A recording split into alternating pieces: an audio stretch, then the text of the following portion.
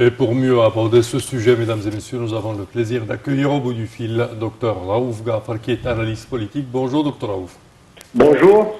Alors, comment voyez-vous les efforts égyptiens pour aboutir à un cessez-le-feu à Gaza et dans les territoires palestiniens occupés, ces efforts qui ont été critiqués ces derniers jours par plusieurs, je dirais, du monde arabe de toute façon. Comment les voyez-vous?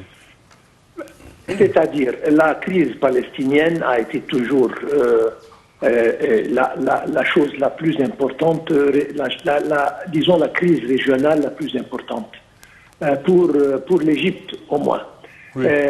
Nous avons exercé des efforts, nous faisons ça depuis plus de 70 ans et nous continuerons à faire ça.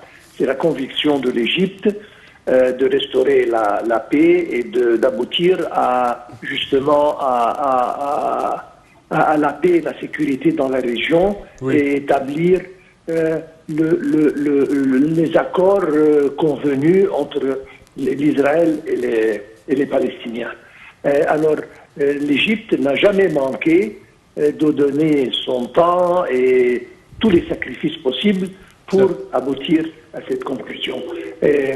Vous dites que ça a été critiqué, mais justement lors du téléphone entre le président américain et le nôtre, le président américain a tout à fait apprécié les efforts que l'Égypte et le président font dans cette direction, et il a confirmé que le poids que l'Égypte a dans la région lui permet de jouer le rôle le plus important, disons, pour établir la paix et la sécurité dans la région. Donc, bien que ça ne plaît pas à tout le monde, mais en général et en principe, la communauté internationale est complètement derrière l'établissement d'une paix et le cessez-de-feu, et comme quoi il faut que la paix règne dans cette région.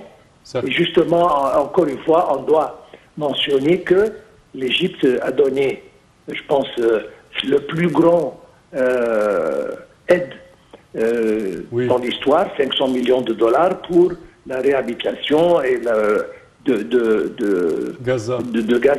Oui. Et ça, c'est une chose encore à apprécier.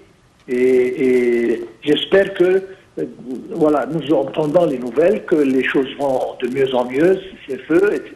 Et nous espérons que d'ici quelques heures, tout sera sur la bonne voie. Oui. Dernière question, est-ce que vous pensez que dans peu de temps, les négociations de paix vont reprendre entre Palestiniens et Israéliens, et certainement pour avoir la résolution de deux États, un État palestinien et un État israélien, côte à côte? Absolument. C'est-à-dire, c'est la seule chose à faire.